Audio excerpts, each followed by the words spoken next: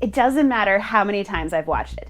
Every time I watch that scene, I react the same way. Come on, don't be like that. You know what scene I'm talking about. That scene. The alien queen stalks about the ship, trying to get to the tiny quivering newt hiding beneath the floors. She begins ripping off the grates, trying to get to her prey. Newt scrambles, dodges, evading the long, terrifying grasp. But eventually, she makes a mistake. She's found, cornered, at the mercy of a huge monster. Newt screams, "Ah!" Then, the bay door opens, and out comes Eleanor, follows the quarantine because she's a badass Ripley and a mother power loader. She steps out.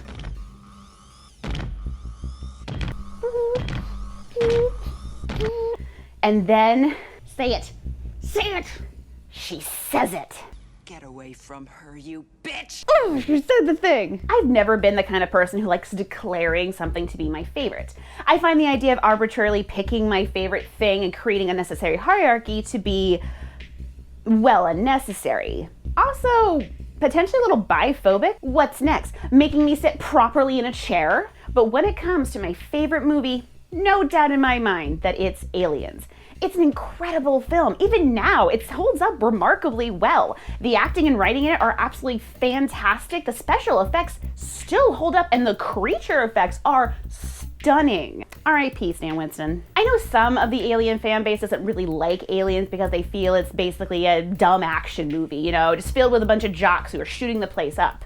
But personally, I think that's a very disingenuous reading of the film. Honestly, those are probably the kind of people who think reading into the political undercurrents of Starship Troopers is giving it too much credit.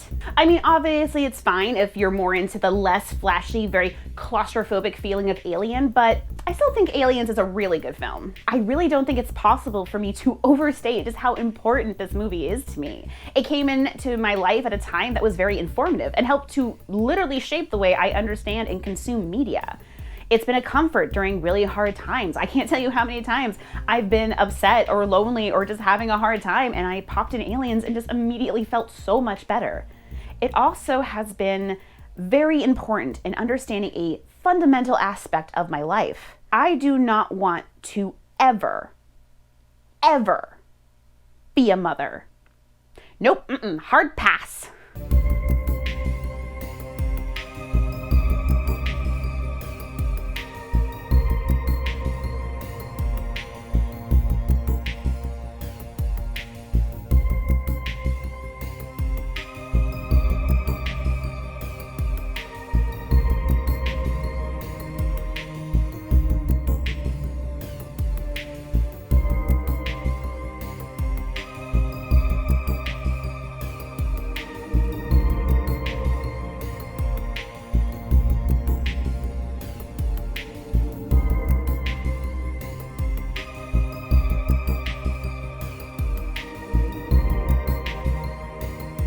I remember this one night when I was in college.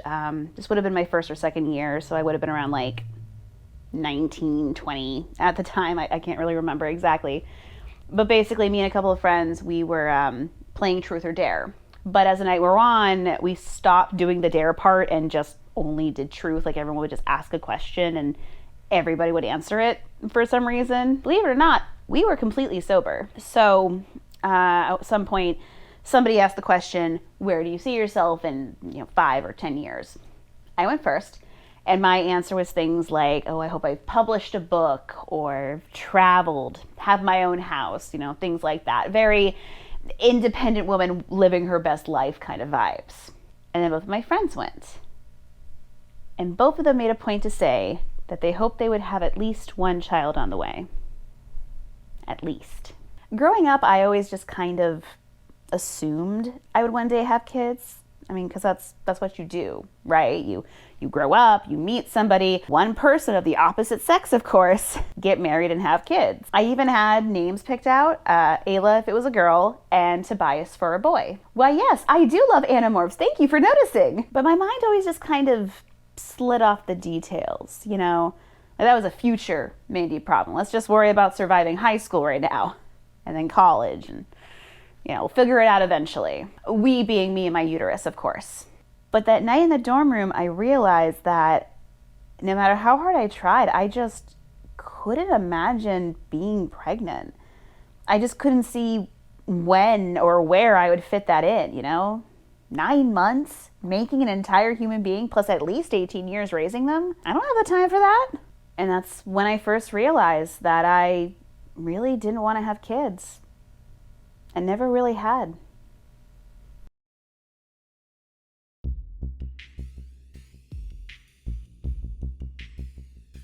The term child-free was first coined in 1901, but gained its current visibility and context in the 1970s. In particular, it was often lumped in and related to the fight for reproductive freedom.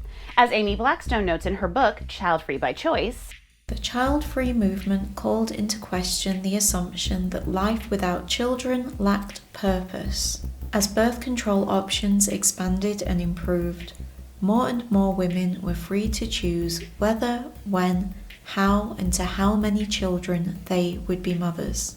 This new freedom created a consciousness about parenthood as a choice rather than destiny.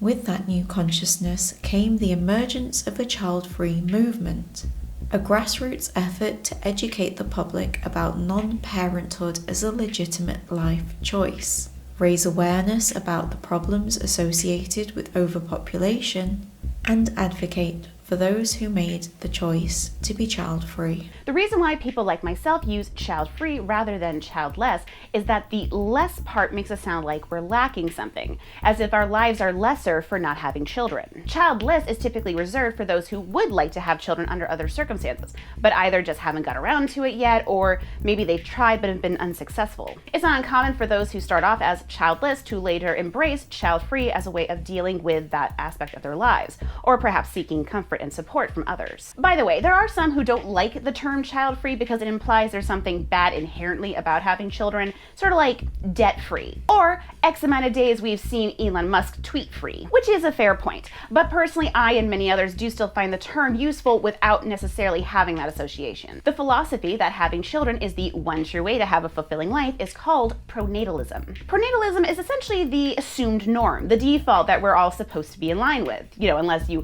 declare differently. And it unfortunately has a sinister underbelly linked to religious supremacy and eugenics. Project of pronatalism, the political, ideological, and religious system designed to encourage childbearing and retain high birth rates within nation-states, is designed to get us to be concerned only with populating the earth with people who share our national, cultural, and racial identities.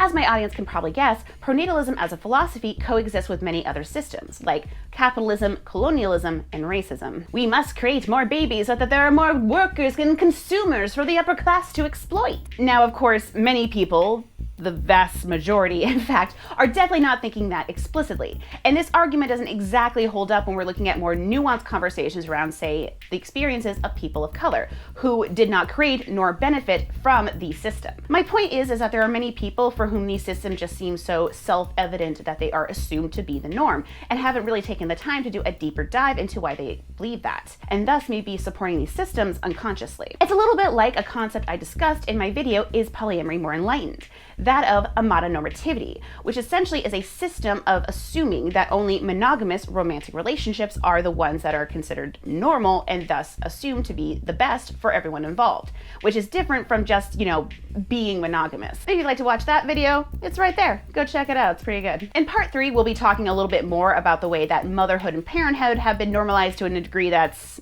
a bit creepy. We'll talk more about the optics of being child-free in that part, but it is important to note right now that there are many who assume that those who are child-free only do so because we're selfish. We just want all of our free time to ourselves. Terrible. What a terrible thing to want. This can be a reason. In fact, some child-free people will readily admit that that is not something they want to risk losing. But that's a pretty narrow view. There are many, many reasons, in fact, for why one might be child-free. Some cite a strong fear of pregnancy or giving birth. Others just don't really have very strong feelings about it all and decide, correctly in my opinion, that if they don't have strong feelings, that's probably a good reason not to. Some may remember the struggles that their own parents went through trying to raise them and want to avoid that, or feel that society at large does a really poor job at supporting parents. All of these reasons, by the way, are valid, but that last one is very valid. Extra valid. Spicy valid. While the majority of child-free people are white women, there are, of course, people of color who are child-free as well. Some will even cite the experiences of racism as being part of their decision to be child-free. For example, in her article, Black and Child-Free, Horasia Tull says, "The government's inability to recognize Black mothers' proficiencies, particularly the mothering of working-class Black women, has meant a fraught cultural connection to the idea of motherhood. Black mothering is a condition that is subject to scrutiny, commentary, and study from everyone who is not a Black mother. So no wonder some of us may wish to forgo the whole story altogether." And it should be no surprise that there are child-free queer people as well. Literally, this video is being made by a child-free queer person. But if you'd like a little fancy quote to back that up, here's one from an article by John Culhane. For gay men in particular, expanding our families to include children requires extra steps. While parenting is just something that sort of happens for opposite-sex couples, both adoption and surrogacy require great effort and, therefore, an intentionality born of some amount of self-searching.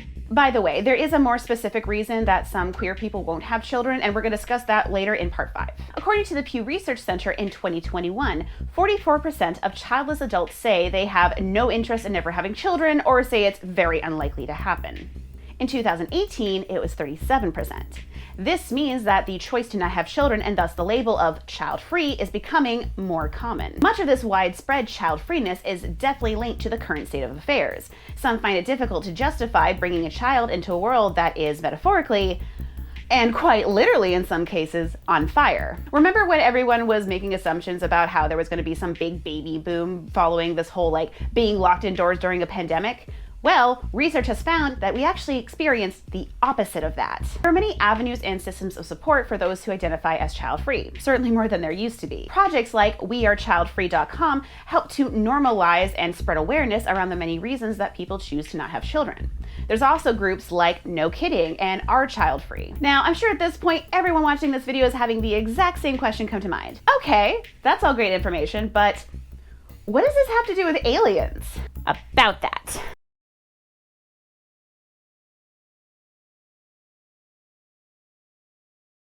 Some people assume if you don't want to have kids, it must mean you hate kids, but that's not true, at least not for me anyway.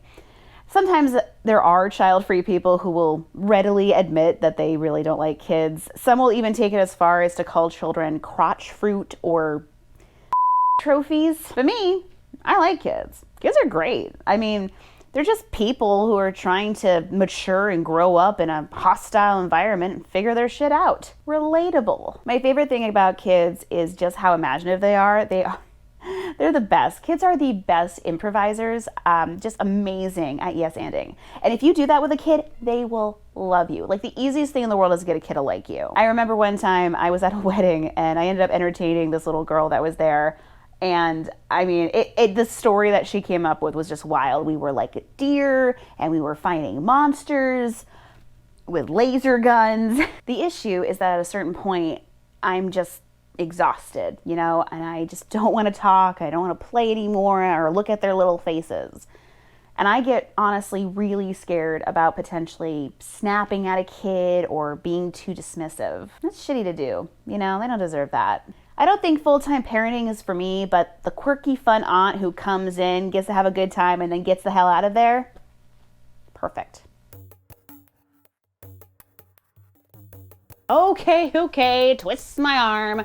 I guess I'll talk about aliens for a bit. In order to explain exactly how this movie plays into my decision to be child-free, I first need to rehash the entire plot of the movie for you. A totally necessary step that is definitely important for this video. Look, this video is a gift to myself after having made a 3-hour documentary about abuse, okay? Can you just, everyone be cool. I do want to start off this section though with just a slight disclaimer.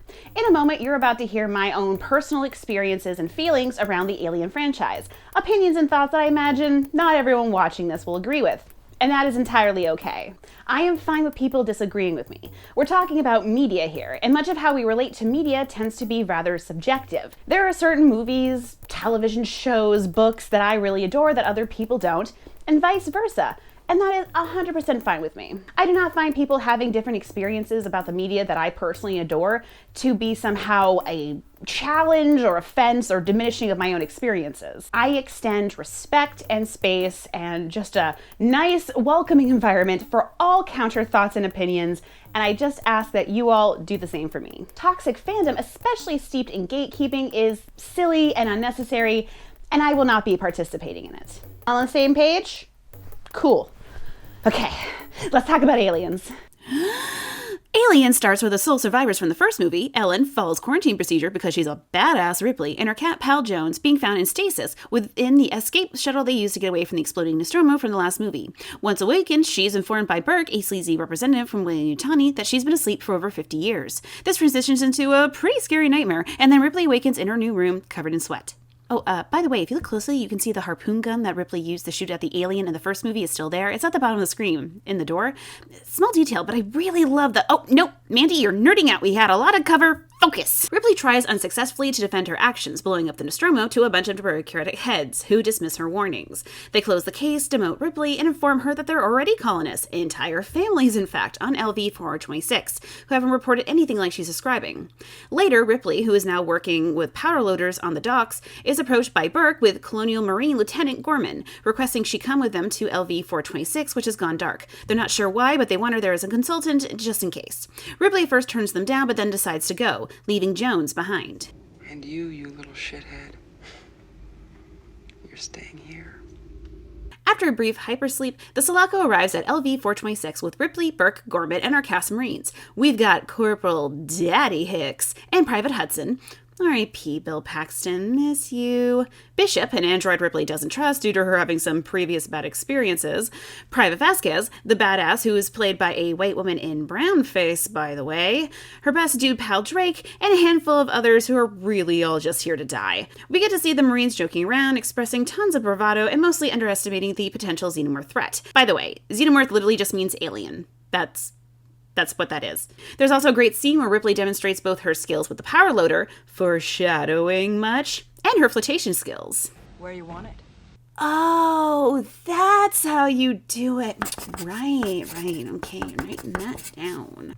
After dropping down to the planet, during which we discover just how little experience Gorman actually has, as well as hearing probably my third favorite line in the movie. Somebody wake up, Hicks. The Marines do a sweep of Hadley's Hope, the outpost of the terrifying colonists. While there are clear signs that there have been some kind of fight as well as evidence of the Xenos themselves, there are no actual colonists around. That is until they find Newt, a young girl using ducks to move around and avoid being found, and now gets to be Ripley's adoptive daughter. Using the tracking chips implanted in the colonists, the Marines are able to track them down to beneath the fusion-powered atmosphere processing station. There they are met with strange secretions over the walls and floors, and the bodies of the colonists with their chest cavities exploded outwards. The xenomorphs attack coming out of the f***ing walls. Surprise, bitch. Killing the majority of the Marines while Gorman sputters ineffectively. Ripley drives in to pick up the remaining few, Vasquez's friend dies, and they all retreat. After some arguing what they should do, Ripley says the second best line from the movie. I say we take off and nuke the entire site from orbit. It's the only way to be sure. Which Burke tries to dissuade them from doing. Because Burke, if it's not clear, is a slimy company man who sucks ass and wants to get the xenomorphs to the bioweapons division at Legalkimchi and make some monies. Unfortunately, a Xeno attacks the dropship, causing it to crash, stranding our heroes, so they have no choice but to try and bunker down till help can arrive. Which is an issue, because firing their weapons in the nest has set off a chain reaction in the atmosphere processing station, and it's gonna blow up in a few hours. Bishop offers to shimmy through a tiny pipe to a satellite that they can use to remotely pilot the other dropship down to escape. Oh, we also find out that Burke is the reason the colonists discovered the eggs because he sent them the coordinates. Again, sucks ass. Hicks teaches Ripley how to use his gun, and then Ripley goes to medical, where she falls asleep with Newt, only to wake up to discover Burke has taken away her gun and locked them in with a couple of face huggers. Luckily, Ripley's able to set off the fire alarm so the Marines come and save her and Newt. When deciding what to do with that rat bastard fuck Burke, the xenomorphs attack again, this time coming through the ceiling. Surprise, motherfucker. Burke tries locking everyone in the room, leaving them to die, but then gets some instant karma. The audience cheers. The gang melts through the door, Hudson dies, and Newt directs them through the ducts. During this getaway, Vasquez and Gorman sacrifice themselves to take out as many Xenos as possible, but the resulting explosion causes Newt to fall down a shaft. The actress who played Newt had so much fun going down this slide that she was purposely ruining her take so that she could keep going down it. So eventually Cameron told her if she did it right, she could go down as many times as she wanted. I could not, in good conscience, keep that to myself. Ripley and Hicks try to get to Newt but aren't able to get through the floor in time before she's taken by a xenomorph. They leave, though Hicks is injured by some acid blood, and reunite with Bishop. Ripley refuses to leave without Newt, and they head into the power plant with only a short amount of time left before the plant explodes. Using a tracker she gave to her adopted daughter, Ripley traverses the xenomorph labyrinth and finds Newt just in time to keep her from being impregnated. Having to find a different way out, Ripley and Newt come face to face with about a gazillion eggs and the Queen. There's this great standoff where Ripley makes it clear she can burn all the Queen's eggs, so the Queen waves off her warriors and the two humans cross the room, but then Ripley has a bucket moment and burns the whole lot anyway. Shoots a ton of Xenos too. It's pretty fucking cool, I'm not gonna lie. She and Newt are pursued by the Queen to where the dropship was. Oh no, it's gone! Lol, just kidding. And they get on. After briefly getting snagged, the dropship flies away and we get a big old explosion. Everything is totally fine now, right? Right? Once aboard the Slacko, Bishop apologizes for scaring Ripley, and then... Surprise, bitch. I bet you thought you'd seen the last of me. God, I love this reveal every time. Ripley directs her adopted daughter to hide and then runs off to the powder loader. We get, of course, the scene. And then the Queen and Ripley duke it out. The fight ends when Ripley blows the alien Queen out of the airlock, closing it before everyone else gets sucked out too. Newt runs into Ripley's arms, calling her mommy. I cry, and then everyone goes into hypersleep. The end. You know, until Alien 3 comes along and ruins everything. How does Layla Night the Brave do it? There's a lot of themes one can read explicitly or more subtly into Aliens, like the importance of chosen family, the dangers of unregulated capitalism and its greed. Fuck you, Burke, I'm glad you're dead. As well as plenty of queer undertones, some of which are just tones. But most importantly, particularly for the purposes of this video, is the theme of motherhood, something which is explored and delved into, dripping, in fact, over every inch of this movie. Speaking of, a quick but important aside. Now, many fans agree that the special edition / director's cut of Aliens, which was released on Laserdisc in 1991, wow, what a sentence, isn't really all that good. While fun for us mega fans, the added scenes really don't do that much for the overall movie. It kind of messes with the pacing even a little bit and mostly just adds a lot of stuff that isn't really all that necessary. With that said, there are two scenes in particular I would like to highlight because I actually think they make the viewing experience of Aliens even better. The first comes after awakening from her unplanned epic nap and before the unproductive debriefing about the events of the previous movie. Ripley waits for Burke on a recreational holodeck of sorts. She asks for an update about her daughter, who is named Amanda, by the way. Initially, Burke tries to evade answering the question, but at Ripley's insistence, he tells her that Amanda died at age 66, 2 years prior to Ripley being found and awakened. Ripley says when she last saw her daughter, she had promised to return for her 11th birthday, and begins to cry. This scene is just so perfectly acted and just really captures that sense of how much she lost while she was in hibernation. No other scene, in my opinion, really captures that sense of grief, the weight of all of the people that Ripley now has to mourn, the life that she lost. And I think it's a real shame that this didn't make it into theatrical cut. In fact, apparently Sigourney Weaver was pissed about this too. The second, which is less a whole deleted scene and really just a couple of lines of added dialogue, is when Ripley sets up Newt on a bed in medical. In the added dialogue, Newt asks if human babies are born the same way xenomorphs are. Ripley says it's different, and tells Newt she had a daughter once too. One who is now gone.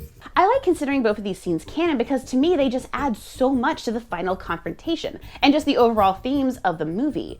Ripley is in fact still processing and mourning the loss of her daughter and is now doing everything she can to protect her newly adopted one, literally risking her own life to do so. In a way, Ripley saving Newt is a way of redeeming herself for not being able to be there for me, I mean Amanda. It makes the end of the movie when Ripley has shot the alien queen off into space and Newt goes running into her arms calling her mommy all the more powerful because she knows that Ripley once lost a daughter before and now Hicks can be the daddy and Bishop can be the android uncle and oh my god, Alien 3, not new! By the way, I actually do like Alien 3 even though it starts with a giant plot hole which makes no fucking sense, but like there's a time and a place, you know?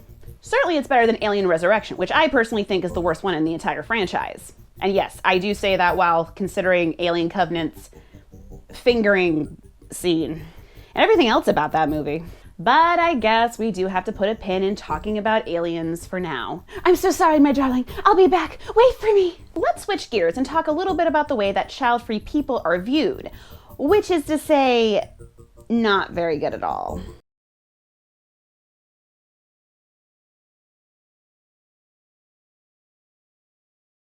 Drool is gross. Ugh. In 1974, Dan Wakefield won the Non-Father of the Year award from the National Organization for Non-Parents, an organization which sadly no longer exists. Reportedly, upon hearing the news, a friend of Wakefield said that it was, quote, like picking up the paper and reading one of your dearest friends has become a Nazi. I can only assume that the response from Wakefield upon hearing this was to spit out his coffee and say, dude, the fuck? This quote, as horrendous and utterly ridiculous as it is, does do a really good job at demonstrating the point of this section, which is to say that the way child-free people are viewed is, well, pretty monstrous. And now I'm imagining a guy sitting at home with his laptop just pointing, going full Leonardo, just like, that's why she's dressed like that for those parts. Good job, buddy. I'm proud of you. It is important to note that the way that child-free individuals are viewed do tend to fall along some gendered lines, mostly binary ones. Also some racial ones, and we're going to talk about that more in part 5. While they may get some pushback, the responses to child-free men do tend to be a bit more muted, particularly if they're cis or straight. Child-free cis het men are typically viewed more as harmless himbos, carefree bachelors who will eventually passively adhere to whatever their future partners want. Queer men, on the other hand, are typically assumed to be child-free, so they don't typically receive the same treatment. Child-free women, particularly those who are straight or straight-passing, typically get a lot more scrutiny. We often get a string of uncomfortable personal probing questions, sometimes even from complete strangers. I once got the 3rd degree from a Lyft driver's girlfriend who was in the car with him for some reason that I still don't quite understand. I poured acid blood at her and then left them in a crater that is still smoking to this day. I still gave him 5 stars. I mean, it wasn't his fault. Motherhood has become deeply woven into the very idea and sort of subconsciousness about what womanhood even means, at least for many. There are some who feel that denying that is a way of sort of denying reality, denying biological destiny itself. Speaking of those being accused of denying biology, some trans men and assigned female at birth non-binary folks do still deal with the stigma for their decision to not have children as well. Since I'm pre-op and pre-hormone therapy, the majority of the population assumes I'm a woman. Therefore, I'm always grouped into the woman category when they make assumptions and suggestions about my body. This takes an already rude and misogynistic behavior to the next level for me, as it's already disconcerting and dysphoria-inducing to be misgendered, but then I'm lectured as well. I know that being pregnant would be such a disastrous and dysphoric experience for me. Most days I can hardly look down at my chest, so I don't think a pregnant, swollen, inherently feminine-coded belly is going to help my mental health very much. I also don't have vaginal sex, and I plan on getting a hysterectomy, a procedure that removes the uterus, as part of my transition process. So having a baby is just so far from my checklist of things to do. Now, I'm not trans myself, but I do think it's interesting that the way that trans individuals' agency is treated in terms of these matters of biology tend to follow under similar regressive ideals that are pointed at cis women, which is to say it doesn't seem to matter what we think or feel, because biology is God. Women have uterus. Uterus make baby. Ergo, woman supposed to make baby. You have uterus, but you have no baby. Why you have no baby?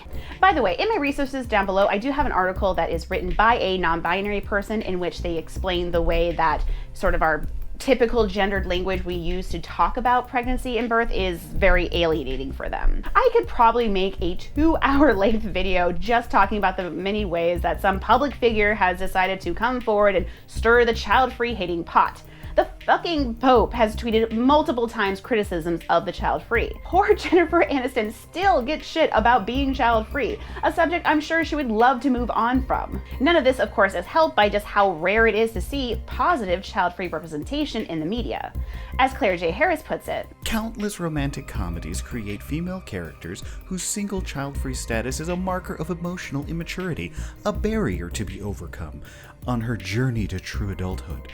Accidental pregnancies become catalysts for otherwise career-minded women to have an epiphany about what's really important in life, and thus achieve fulfillment. Yes, I'm looking at you, knocked up. Motherhood is viewed as a moral imperative, which means that women who are voluntarily child-free must be selfish, sad, and immature. The best example I can think of child-free representation is Robin Scherbatsky from How I Met Your Mother. And even she's gotten some eye rolls. It's made pretty explicitly clear in the show that Robin's father wanted her to be a boy, and so he taught her all of these sort of behaviors and attitudes associated with traditional masculinity. We actually see Robin partake and sort of exhibit a lot of these sort of stereotypical behaviors we tend to see as being inherently masculine. Things like smoking cigars, not being as in touch with her emotions as other characters, and approaching sex in a more casual nature. It's almost as if they downplay her femininity in order to make her decision to not have children more acceptable. There's even an episode in which Robin finds out that she is physically unable to have children. The episode actually features her processing this information by having an imaginary conversation with her future, now impossible children. This episode was highly criticized and even downright hated by some child-free folks. Some felt that it was a betrayal of sorts, that Robin expressing sadness seemed to betray this sort of fundamental aspect of her character. Worse, this seemed to be the show saying, or hinting at least, that Robin's decision to not have children was in part because of her being physically broken in some way. In Robin's case, her childlessness is transformed from a conscious decision, boo, hiss, no feelings, to involuntary barrenness. Because only a woman who isn't really feminine wouldn't want to be a mother. And the way that a major pop culture darling has dealt with the issue of reproduction, or lack thereof, certainly doesn't stop with How I Met Your Mother. Avengers: Age of Ultron received, with a ton of lackluster reviews, a lot of criticism regarding a particular scene involving Black Widow. I guess I could put a spoiler warning here, but that implies that this will somehow ruin the experience of watching Age of Ultron, which I assure you, the movie is perfectly capable of doing on its own. In the scene in question, Black Widow talks about having been sterilized as part of her initiation and training process. You still think you're the only monster on the team? Now, I'm not going to say anybody was wrong to criticize the handling of this line, especially in light of the heaps of horrible information we now have about Joss Whedon. I personally have no stock in redeeming a scene from perhaps one of the worst of the Marvel films. Don't get cocky, Thor Dark World, I still remember you. What I will say is that my reaction to the scene as a child-free woman who chose to get sterilized was a bit different. To me, this was an expression of the internalized shame that some people, particularly women, can experience when they can't or won't have children. Those who choose to not have children, and those who would maybe like to have children but physically are unable to, are sometimes made to feel like they're wrong, as if they have somehow denied a basic human experience. That by not having children, they are somehow proving that they are immature or irresponsible, selfish, a monster whose humanity can never be fully realized. These sentiments aren't usually said explicitly, although sometimes they are. It's asking newlywed couples when, not if, they're having children. Or reassuring someone with a chronic illness that where there's a will, there's a way, even if a pregnancy could literally kill them. It's the people at my last job asking me if I'm worried what my grandchildren will think about my tattoos, and then laughing in my face when I tell them that I'm never going to be a grandmother at all. Not being a mother, particularly choosing not to be one, is seen in our society as typically being akin to being monstrous. A bit ironically itself, though, motherhood can also be monstrous. Or at least there's an entire genre of film that would definitely like you to think that.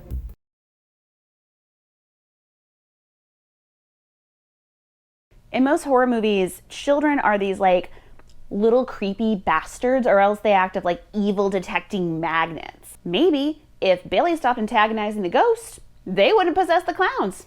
You ever think about that, Billie? And what if they had twins? Twins are basically paranormal catnip. Or worse, a precocious British waif. In Aliens, the reproductive cycle of the xenomorph involves a foreign body being placed inside of your own, regardless of whether or not you want it there. Said thing growing inside of you and then bursting its way out, irrevocably damaging your body in the process. And then the thing that comes out of you running around causing a bunch of destruction that you can't do anything about. Is it any wonder I don't want kids?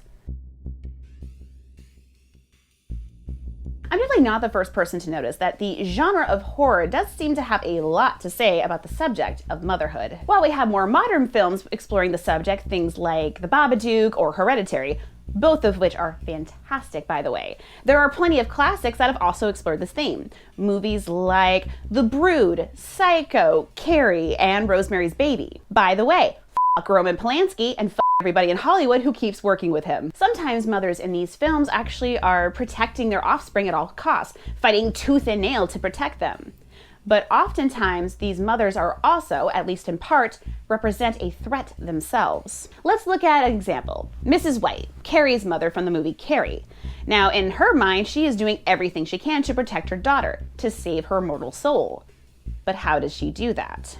By deeply traumatizing Carrie, shaming her for having a body that menstruates, and shoving a up and deeply problematic version of a religion down her daughter's throat. And Bilson's article, Mothers of Invention, Why Hollywood Always Returns to Mum Horror, explores the many tried and true ways that the genre explores and portrays motherhood. And says, horror mothers do not necessarily start out as monsters. Motherhood is one of the most taxing responsibilities any woman can be faced with, and even the most saintly real-life mum can be driven to distraction by sleep deprivation, financial worries, and willful toddlers. Horror movies simply amp up the pressure to an intolerable degree. Insecurity, guilt, and resentment open a doorway to stressed mothers being possessed by the spirits of baby-killing witches, photosensitive ghosts, or boogeyman from the pages of children's books. You can probably see why motherhood has inspired so many stories. The relationship between a mother and her child is ripe for exploration, for twisting as circumstances and hyping up emotions to their extreme to see what happens. And it helps us ask some interesting questions. Questions like, how far would a mother go to protect her child? What does a good mother even look like? At what point is one no longer doing what's best for their child, but actually for themselves, at the detriment of their child? Here's a fun question for all the Alien fans at home. Is the Alien Queen a good mother? I would say yes, and in fact, I would take it even a step further and say that you have to consider her that in order to get the most out of the viewing experience of Aliens. The Queen's reaction to Ripley killing her entire brood is one of melancholy. She's a mother mourning the loss of her young. Of course she goes charging after Newt and Ripley. Of course she attempts to kill them, even while there's all this carnage and devastation raining down around them. What heartbroken parent, after watching their children being burnt and shot down in front of them while being essentially helpless to stop it, wouldn't do everything they could to get some measure of revenge against the people responsible? Not to get like super fangirly on you, but there's actually a storyline in the Alien Omnibus Volume 1 in which a captured alien queen is forced to watch her own children be murdered in front of her every time she doesn't do what her military captors tell her to. It's genuinely really heartbreaking. Like, the artwork is just detailed enough that you can just like really just feel this like angst and melancholy coming off the Queen. It's really good. Imagine being forced to adhere to the needlessly high and taxing standards of those who essentially act as your captors or risk having your children suffer for it. It'd be like having to work at Amazon. The only reason we might balk at calling her a good mother is because of her appearance, of that otherworldliness and monstrous nature that marks her as being so different from our protagonist. She is big and scary and acts as this big sort of like way of Ripley getting over her trauma. Yeah, sure. But she also acts, and is very importantly, a mirror to Ripley. I think you could argue that Ripley, much like the Alien Queen, has a monstrous side. Ripley proposes nuking an entire planet just to get rid of one nest of sentient creatures. Now, granted, we have been told that LV-426 didn't have any other indigenous life forms, but I mean, are we really going to trust Weyland-Yutani about that? When the Alien Queen allows Newt and Ripley to pass through her nest unharmed, Ripley still does end up torching the entire place, which, in the view of the Alien Queen at least, is definitely a dick move. And keep in mind, even if Ripley was worried that the Queen would come after her, or, Weyland-Yutani would want to use the Xenos as bioweapons and thus they should be destroyed before that, I mean, the entire place was minutes away from blowing up. Like, she didn't have to do this. The Queen Mother matches every bit of Ripley's ferocious protectiveness of her children, building up to one satisfying final act as she seeks personal revenge against Ripley for destroying her eggs and the ovipositor in which she uses to lay them. Aliens pits mother against mother, and depending on your perspective, neither are wrong, as they're both driven by maternal instinct and preservation. And by the way, I would just like to say that I actually do think Ripley is completely justified here. Like, I really don't think she would have made different choices, and it makes sense for her character. I'm just pointing out that, you know, there's some other ways that we could look at this. Essentially, I'm being devil's advocate. Well, more like Xenomorph's advocate. Hashtag the alien queen did nothing wrong. This is a hardworking, single mother working under hostile capitalistic conditions. Oh, just because she doesn't have the ideal body type is no reason. The duality of mother, one being both a protective force as well as a threatening presence, and also is applying to parenthood as well, is, I think, why horror is just so well equipped to explore as a subject. And I also think that there is a larger conversation here about womanhood, about the way that different kinds can be pitted against each other, even if the participants aren't willing. These messages and themes are part of our cultural subconscious surrounding womanhood and parenthood, what it means and what it can look like. To understand and explore my own reasons for being child-free and my feelings around motherhood, I find myself just wanting to do a deeper, more fascinating deep dive into this subject. It's kind of like okay, but have you seen the marketing for motherhood? It's not great. Whether or not you have children, you will face judgment. You'll be judged for what kind of mother you are or what kind of mother you're not. You'll be judged for getting a sterilization surgery, asked ad nauseum if you're certain that you want one. But you'll also be judged if you put your baby in a sling or one of those little baby backpacks. While the discussion of monstrous presentation of motherhood is a little bit of a sidetrack in this overall discussion, I still wanted to talk about this. And I do think that this discussion is important to understanding the movie itself, as well as just hopefully making my conclusions a little bit stronger once we get to that point. Hopefully. And also, and I hesitated a bit about whether or not to bring this up, I can tell you from personal experience that motherhood having a couple of conflicting faces is something that definitely matches up with my own experiences. Also, it's just a lot of fun to talk about.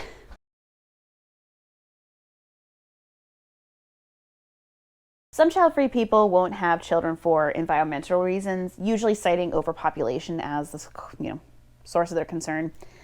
Personally, I am not as convinced by that. I care about the environment, but from where I'm sitting, the overpopulation science looks a little bit iffy to me. It also touches on some racist talking points that we're going to get into in the next part. Based on what I've seen in my research, I think really the issue is that we are a very wasteful society based on what, capitalism demands and the mechanisms of it, Like, look at all of the perfectly edible food we just throw out because it's not pretty enough, or the heaps of piles of clothes that are just sitting in landfills because it's no longer in fashion. So yeah, I just don't really believe that we couldn't afford to feed everybody. We could, it's just not considered profitable to. Much in the same way that we could afford to house everybody, but there are people out there who would rather just hoard houses the same way I hoard Girl Scout cookies. I found this study, I'll have it in my resources down below, but basically what it said is that the vast amount of waste is actually produced by the wealthiest people, who just so happen to be the smallest population. So, maybe there are some people that we should be having a closer eye on. And it's certainly not any of the financially disadvantaged, marginalized communities out there.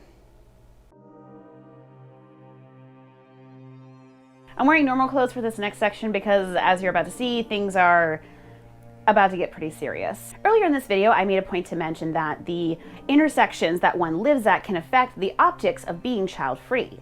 A major aspect of this that I haven't really talked about that much in this video is that of how race plays into this. Much of what you've heard so far has really been a more generalized understanding of being child-free, something that does align with my own experiences but are of course not universal. And I think it's really important that we make sure to acknowledge that this isn't a universal experience. The way that I experience the world being a child-free white woman is going to be different than somebody who is a child-free person of color. White women choosing or not having children for whatever reason has been viewed as a far greater shame and even tragedy, historically up to and including now by the dominant culture of America, than when people of color can't or don't have them. This is important to acknowledge because sometimes when we in the child-free community complain about who does or does not get to be sterilized, this fact may be overlooked, downplayed, or even just outright dismissed. You may be aware currently of the many, many articles that are hand-wringing about population growth. And currently it is true that many countries are experiencing lower birth rates than they have in quite some time.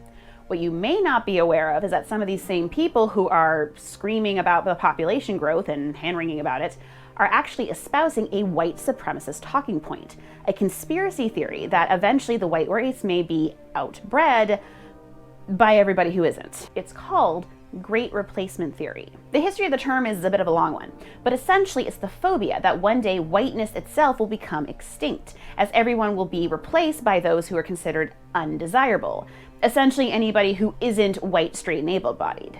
The first Ku Klux Klan, which terrorized African Americans in the South in the years after the Civil War, feared that Reconstruction would replace white dominance in business and government. The anti-Chinese agitators in the 1870s and 1880s feared that Asians would replace whites in the West. The nativist movement and the second Ku Klux Klan in the 1920s feared that immigrants from around the world would replace the white Nordic population. The segregationists in the 1960s feared that the civil rights movement would replace the political power of whites. The anti-Muslim movement of the early 2000s feared that Sharia law would replace American law. The anti-immigrant movement of John Tanton and Donald Trump in the 2010s feared that Mexicans and other immigrants would replace white Americans across the United States. From race suicide to white genocide, each era had its own name for the Great Replacement, but the fear of immigrants replacing whites was the driving force each time. Jews will not replace us! Jews will not! Now I imagine that some people might find this a tad unnecessary to do in a video that is focused primarily on the choice about whether or not to be a parent. However, I do think it's a disservice to Black, Indigenous, and people of color to not at least mention it, because this history is a lot more recent than you might realize. Black women are 3 to 5 times more likely to die during childbirth than their white counterparts, due to the blatant racism they experience in the American healthcare system. Indigenous women in Canada have been forcibly sterilized, sometimes without their knowledge, as recently as 2018. And have now filed many lawsuits against the health providers responsible. Those in the disabled community have also historically been seen as less desirable, forced to or highly encouraged to partake in sterilizations by blatantly ableist institutions. Sandy of Left in the Box actually made an entire video discussing the way that anti-abortion politics and eugenics have shaped the way that childbearing bodies in Canada are treated. She also discusses having gotten a sterilization surgery at age 25. She acknowledges that part of the reason why it was probably so easy to convince doctors to let her get the surgery is because of her history of mental illness. I was giving a talk about poverty, and during the question period, it was brought up that some people hold off having kids because they can't afford it. I mentioned that I felt fortunate I had got my tubes tied, and revealed what my doctor had said about my mental health. The woman I was talking to responded, "So, eugenics?" That's when it clicked. And I tell you, it was a kick in the teeth when I realized my getting my tubes tied had little to do with my choice and the doctors respecting my right to self-autonomy, and everything to do with eugenics. The state deemed me unworthy to have children. I just happened to also not want them. But if I was deemed worthy to be a parent, then despite me not wanting to be one, I probably wouldn't have been able to get the procedure done. One of my script advisors, Caelan Conrad, made a really good point to me, noting that for child-free queer people, some of them chose to do so because of fears of discrimination. And a lot of times they are not questioned nearly as often as their straight counterparts, particularly if they're AMAP. For so many queer men, the answer as to why they might want kids but will not consider having them range from things like I'm not legally allowed to, or I can't afford adoption, or I wouldn't want my children to be discriminated against. Or even society views me as a groomer, and having children puts us at risk of violence. Almost all the queer men I know are child-free. After coming out, the expectation that you will have children often flips, becoming an expectation that you will not. Although if you're a cis white man in a monogamous same-sex or gender marriage, sometimes the expectation that you need to have children to complete your family returns. But for the queer, non-binary people assigned male at birth, like myself, it's not a matter of when are you having children, only if you are. And that if often comes with a look that says, please don't though. For a lot of people, even imagining how two men could properly raise a child feels like an impossible task. Yes, many of us in the community do not want children, myself included, but the why is where it gets interesting. We can't talk about a decision to be child-free without at least acknowledging the way that these different factors come into play. Factors like race, disability, class, as well as sexuality, in a system that is designed to prioritize the interests and well-being of white, straight, able-bodied, financially wealthy people first. If I, as a white woman, make the choice to not have children and am thus seen as being a shame or a waste, but a woman of color making that same decision is seen in a different light in that same oppressive system, that's a really big issue. These systems were designed to prioritize the needs and well-being of white people first because they were created by white people. I would also like to take a point to acknowledge that the way that each marginalized community is being treated here is going to be a little bit different. Like, it's not completely universal even within that respect. For example, Black parents and non-parents are going to be treated a bit differently than, say, Asian parents and non-parents, or Latino parents and non-parents. And how they're treated particularly within their own communities is going to have a lot more nuance and not exactly resemble the same as every other community. There's a lot of nuance here that I'm honestly kind of skipping over, and I just wanted to make sure to acknowledge that. Oh, and by the way, since we are on the subject of eugenics, there is something I need to discuss with some of you. Fellow child-free people, come here. No, seriously, come here. Stop being pro-eugenics! Stop it! Right now! Stop saying shit like this! Who shouldn't have kids, in your opinion? People who are not financially stable. Sociopaths, habitual drug users, severely developmentally disabled people, because who wants to pass that on? And homeless people, as long as they're still on the street. In my honest opinion, none need children, and you're basically creating a conscious being with needs that doesn't need to exist in the first place. It's worst having children in these cases. Poverty, has a bad health or inheritable conditions, include physically and mentally conditions, is a refugee, especially in a war zone or refugee camp, is in prison, have genetically traits that put you on disadvantages and is inheritable, e.g. intelligence, is violent, abusive, or a pedophile. People with serious chronic illnesses, especially known heritable ones, sorry, type 1 diabetics. If you're curious why food allergies are skyrocketing, it's because those people are now reproducing rather than dying in childhood. Telling somebody that it is cruel to have a child because they might pass on a disability is advancing a pro-eugenics agenda. Anytime you say that someone doesn't have a high enough IQ to have children, that's eugenics. It is definitely eugenics to tell financially disadvantaged people to not have children. Oh my God. Poverty affects people of color at a much higher rate than white people due to systemic racism, a history that goes back hundreds of years. People of color have faced legal detriments keeping them from having financial stability, systems which still exist to this day. So yeah, sorry, not sorry, but it is indeed racist to tell financially disadvantaged people of color that they shouldn't be having children based on the systemic racism they now have to deal with, something which is 100% not their fault. In fact, one of the books I bought and read for this very video is the very perfect example of what I'm discussing.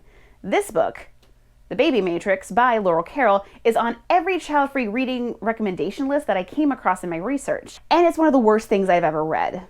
Whether they want to bear their own children or adopt, would-be parents should be required to complete a mandated federal or state-funded parent qualification program before they have the right to raise children. In addition to federal tax credits, adoptive parents should continue to receive an exemption for each adopted child, but one that's significantly larger than what biological parents get. Parents with 2 or more children should receive no exemption, and parents with more than 2 biological children should be penalized an amount that would create enough incentive for them to not have a 3rd child in the first place. Unfit parents should temporarily lose their right to reproduce. Laura.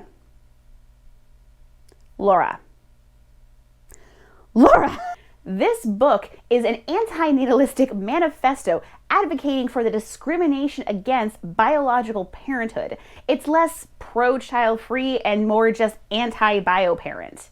She literally wants to make it illegal for people to have too many children. And who gets to decide what is too many children? Laura, of course. She also makes no effort at all to acknowledge these systems that created and perpetuated poverty in the first place. Many claims are made in the book that are never backed up with citations. They're just said and assumed to be so self-evidently true that backing them up isn't required. Some of which are as funny as they are concerning. As humans and societies developed, having sex was not something people just automatically did. They consciously chose to engage in it. Sex and pregnancy are behaviors that can be overridden. Seen this way, even sleep and hunger are not human instincts. It may seem extreme to say this, but the truth is, we can engage in these behaviors or not. Laura, are you okay? How does it make your pregnancy isn't integral to the human experience argument stronger to compare it to eating and sleeping? Two things which, I mean, you can choose not to do, but it's eventually going to have pretty dire consequences if so. Quickie review, it's a bad book, and she should feel bad about it. I want to make it clear, Laura is not just some random outlier either. Years ago, when I had a sterilization surgery and then had a party to celebrate, this was the cake. It was awesome. I actually received a copy of a book called Selfish, Shallow, and Self-Absorbed. It's basically a collection of essays written by child-free people. And to be honest with you, I really liked it a lot. Except for this one essay that was written by a Lionel Shriver, in which she talks about how sad and unfortunate it is that she and all of her white, rich friends aren't having babies. And then talks about the concerning population group of everybody who isn't. It is a blatantly racist essay, and it should not have been in that book. I'm sure some of the people watching this right now are thinking, wow, Mandy, you're getting really worked up about this. And you're right, I am. Because I used to say things like this. I used to say that people had to have certain IQs or make a certain amount of money in order to be able to be allowed to have children. I grew up poor. We had food stamps and other subsidies to help my mom get through. And I am old enough that I remember when we had to use that like colorful paper money for food stamps. And I remember what it felt like to be seen like that, have people react to me. Let me be clear, that in no way excuses what I said. It was not okay for me to indulge in this lazy catharsis, this dark, indulgent manner of feeding in and perpetuating these horrible things to say about people. Sometimes being pretentious and full of ourselves and feeling superior can be a way of sort of like kind of overreacting to being shamed. See my video on polyamory enlightenment to learn more about that. But it was still wrong. I was parroting horrible talking points as a reaction to my own inner shame, and that was a mistake. I didn't examine the historical context of what I was saying and perpetuating until much later. And that was wrong. It was deeply hypocritical of me to at any point say that anybody else didn't deserve to have complete autonomy over their own body for even a second. I am sincerely sorry for that. For any time I use the term breeder without thinking about the larger historical context and implications of that word. I know this is ultimately a small gesture, but I do hope that in some way shedding light on this helps to make up for some of the harm that I helped to cause. The history of how marginalized people have been treated regarding their reproductive rights is something that deserves far more time and attention than a single part in this video. I'll have a lot of resources within my resource document down below in the description box if you would like to take a peek and would like to learn more about how some particular communities have, been treated. In particular, I would like to shout out a couple of videos that Intellectual Media did over on her channel. I know that there are going to be some child-free people who are going to get to this part of the video and become very upset with me.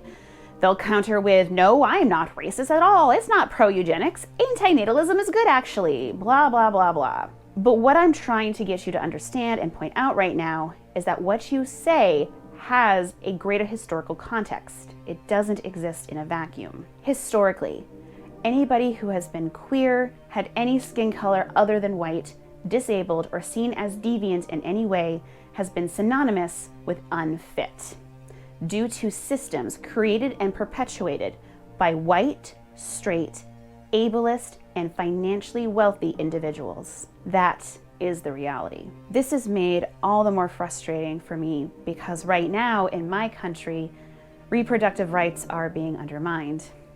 And this is and will continue to disproportionately affect financially disadvantaged Black, Indigenous, and other people of color negatively. Your decision to not have children is valid. I am here to validate that.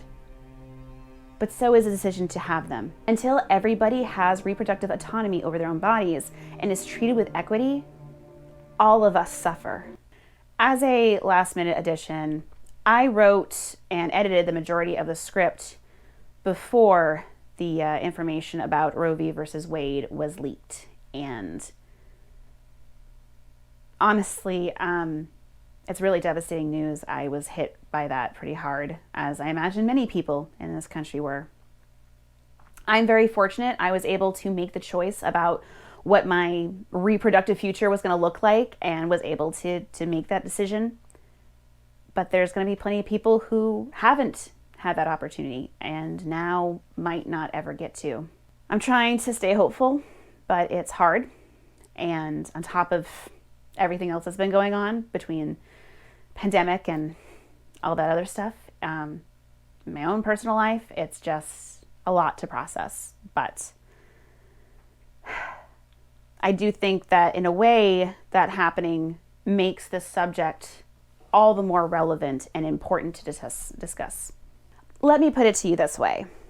If you truly believe that some people deserve less rights than others, including reproductive rights, what makes you so special? Why do you deserve them? If you treat other people than less than human, why shouldn't you be seen as monstrous?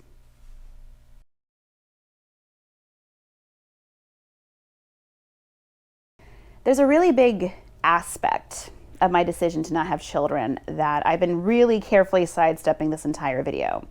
Sometimes in my videos I get a bit personal. I mean, I got personal in this one, actually.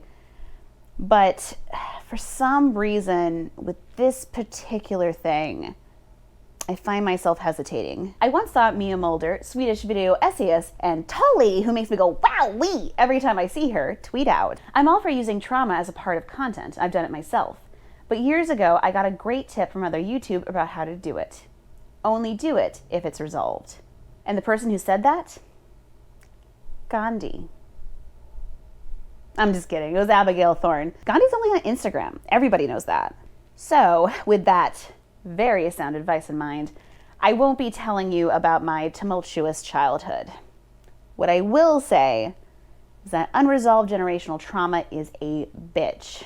Even the best and well-intentioned of parents can still hurt us deeply.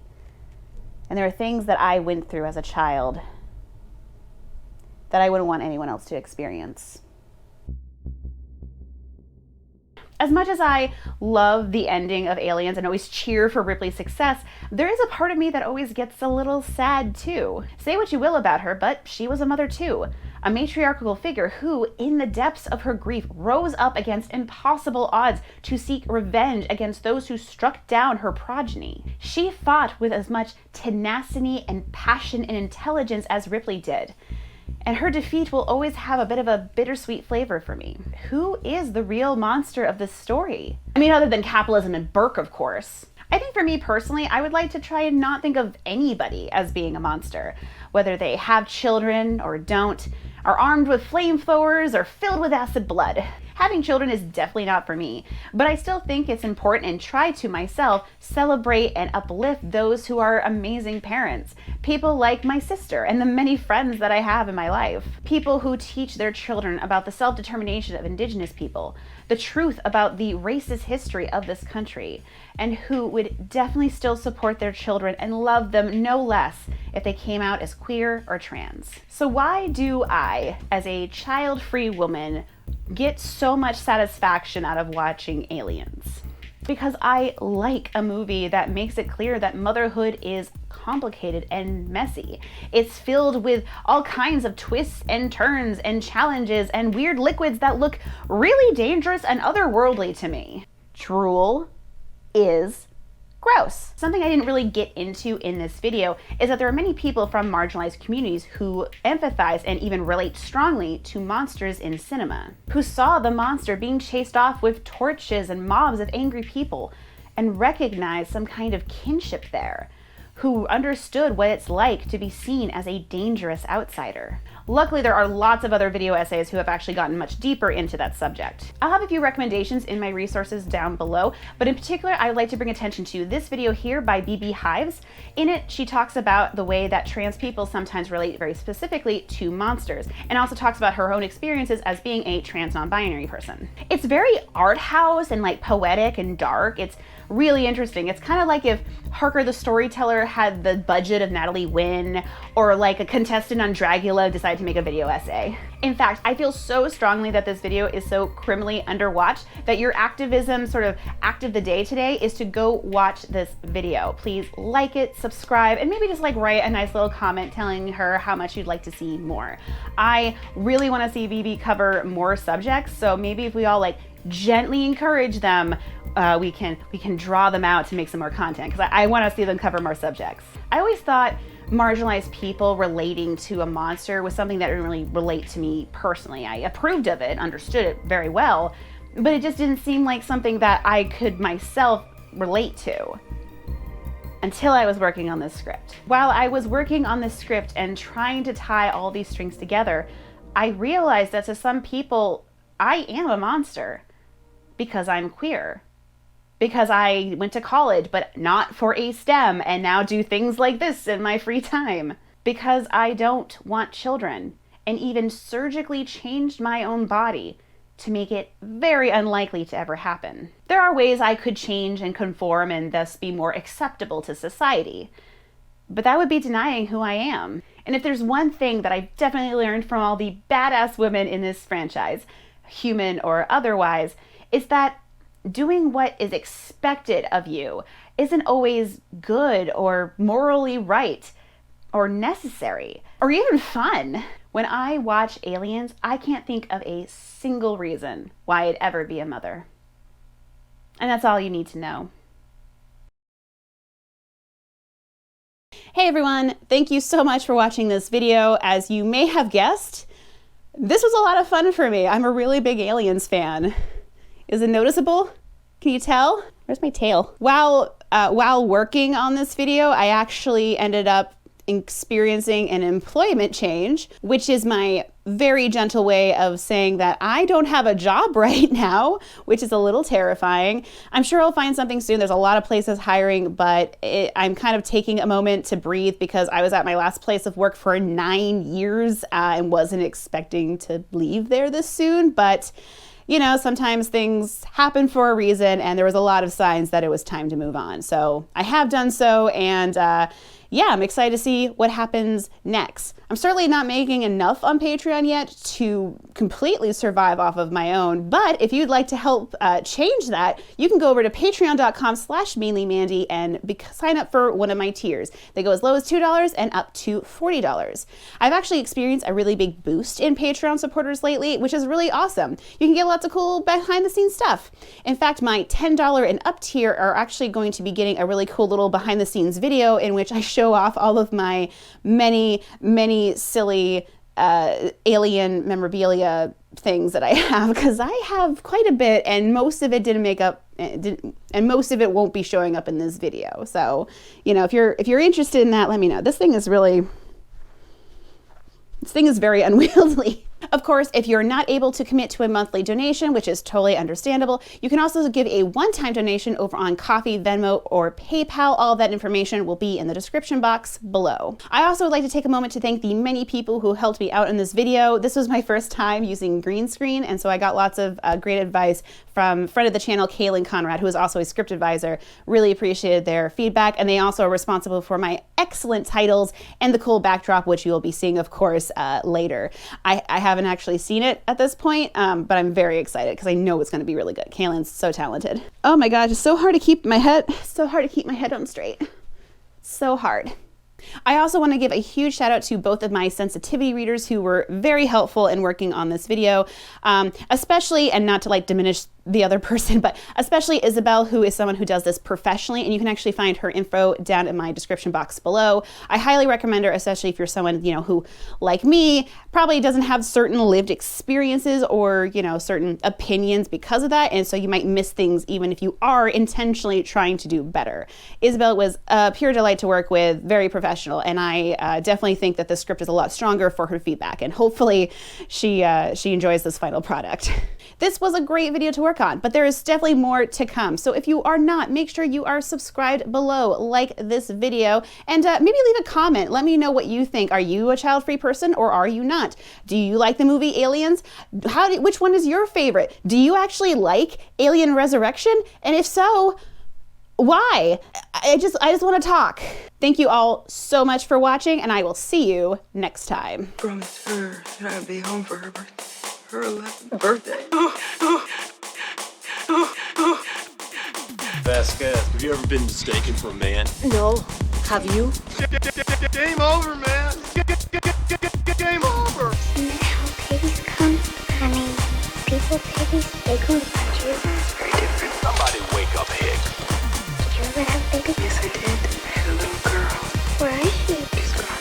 You mean dead? Somebody wake up, Hick.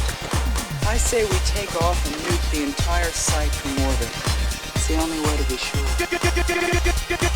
Game over. Who's laying me next? I'm not sure. It must be something in reality. It's like one female runs the whole show. Yeah, it's the queen. The mom. Badass.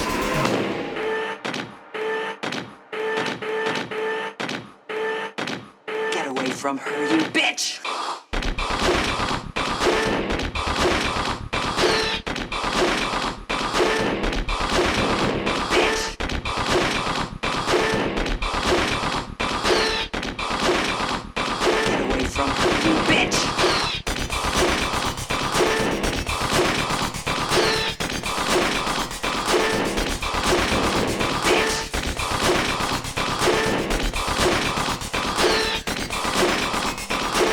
From her, you promised her I'd be home. This video is brought to you by all of my lovely patrons over on patreon.com/mainlymandy, but a special thank you to Angela Ward, Adam Fellows, Beat Duck, Caelan Conrad, David Lindes, Parker the Storyteller, Haley Williams, Jeffrey Reynolds, Kevin Cook, May East, Nana Mouse, that's a great name, Faye Briscoe, I hope I'm pronouncing that right, feel free to let me know if I'm wrong, Holly Amethyst, Sidekick, Suknin, and Veronica Duff.